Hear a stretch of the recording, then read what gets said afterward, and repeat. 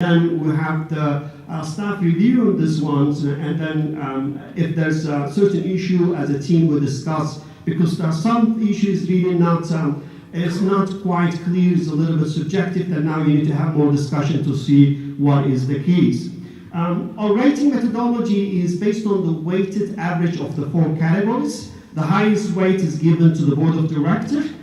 Then after that, again, we have 30% public disclosure and transparency and 25% shareholder rights. And we included stakeholder rights as well, even though it doesn't really exist in CMA principle. But we also use the OECD principle internationally. The stakeholder rights is very, very important. So therefore, even though we give a relatively small weight, but we still think that to identify the corporate governance excellence, we need to make sure that we look at how the company is doing in terms of the stakeholder rights as well. And this is our rating. So again, as college professors, so we try to give A to F, to see that's basically those are ultimate ratings, that's how we do. We didn't name them, but you can convert the number to those values.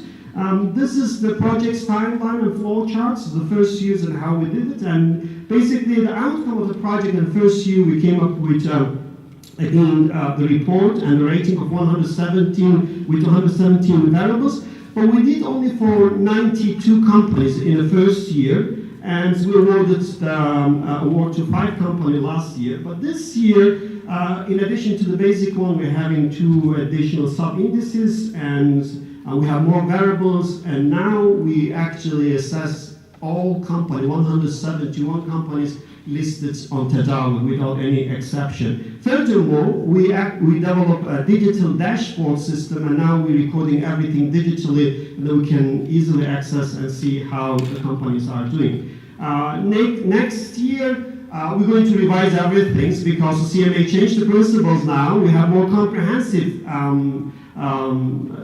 corporate governance principle from CMA. And next year we're going to revise our variables, and we think we might come up with 300 to 400 variables to assess the companies. It will be extremely comprehensive, and we think that will even give us a better pictures to see how the company is doing. And we're going to move more toward the digital and make sure everything's digitally recorded and analyzed, and also we're going to move toward providing some support to the companies in terms of the workshops and training. Now here is the results of what we have done this year. This is the summary statistics. You can see here is basically the result of 171 company is we have the cumulative corporate governance scores of 67. Again, this is a 67 out of 100. And you can see that this is the weighted average of 4 categories. If you look at the mean for the board of directors, is relatively high, 78.3, and shareholder score is a 74.5, 75, and public disclosure is 63, and stakeholders is 17. So basically, when you look at it, you will see that it's the cumulative corporate governance score range from 45 to 91 points, which the mean of 67. And standard deviation of 8. It's again how we are doing. It's basically half of the company. If you look at the median, they get above 67, half get below 67 out of 100. And again, I think we all know what does it mean to get 67 out of 100. So it seems there is actually a long way to go to truly excel in the good corporate governance. Now, but when you look at the distribution, it's not the same. The chart clearly shows how we're doing that.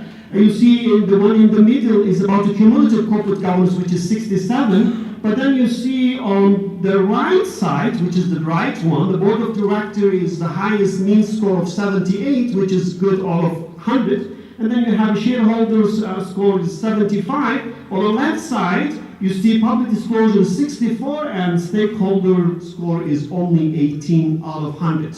So it's clear, it's very clear that there is some big differences in terms of which part of governance is actually doing well and which one is not doing good. So now the question is, why this result? Why we get such result? Well, I think we have some explanation for this one. The board of director and the shareholder rights, the score is relatively high. Mostly, the variables related to this area are mandatory. Since they are mandatory, since they're regulatory, the government is watching, and it seems like the company are making sure they adhere with these principles.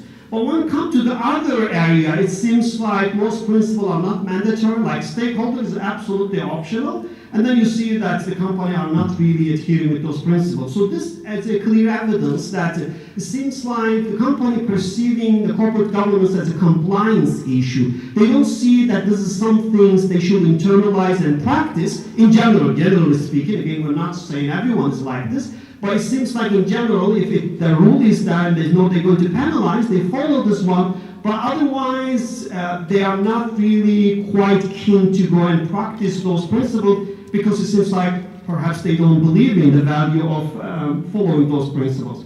Now, we'll look at again, this is the distribution of scores, and look at the distribution. This is for the cumulative CG score for 170 companies, again, which means 67, standard deviation of 7.7. You can see here it's basically distributed between 60 and 80, and so you can see it's again go around 70, the mean. And now you look, the board of directors is more clustered toward the right tails, and you see that's basically between 75 and 85. That's how the company are generally scored. And the shareholder scores, the mean 75, and standard deviation is around 10, 9.5. It's even higher. You see the disperse means that the company is not uniform in terms of following those principles, and there is some relatively big variation. And you can see even with public disclosure and transparency, since there is some secrecy actually rather than transparency, and you see so basically the score is 64, and then you see the standard deviation 11.4, and there's big variation among the companies. They're not really all following the same standards. And when it comes to the stakeholder score, and obviously this is the lowest one, as I mentioned, is a voluntary, and we get the mean of 18, and the standard deviation is extremely high, 17.5. Now, we did also sectoral comparison to see how we can see the difference between the different sectors. Tadawi has 19 sectors. We combined them to the 12 sectors. And here is the results for the sectoral comparison. For the general CGI, you see is a range from 64 to 71. The variation is not quite big, actually. But you see still is not same on all sectors. But then you see, let's say, in the board of directors, it range from 71 to 85, so almost 14 points is this difference between the best and the worst sectors in terms of following the board of directors principles. And the shareholder scores, again, 71 to 79, not a big difference. And the public disclosure, 56 to 69, again, big differences. That in some sectors, it seems like they indeed pay big attention to the disclosure, while the others are more working in secrecy to a certain extent. And again, you see the stakeholders is actually even much higher variation. We also try to do the trend analysis. Basically, we look at the 2017 cohort that we had 92 companies that we studied last year. We try to look at them alone to see how they are doing this year. One of the companies is actually unlisted from Tadawi, so we have 92 from last year and 91 from this year.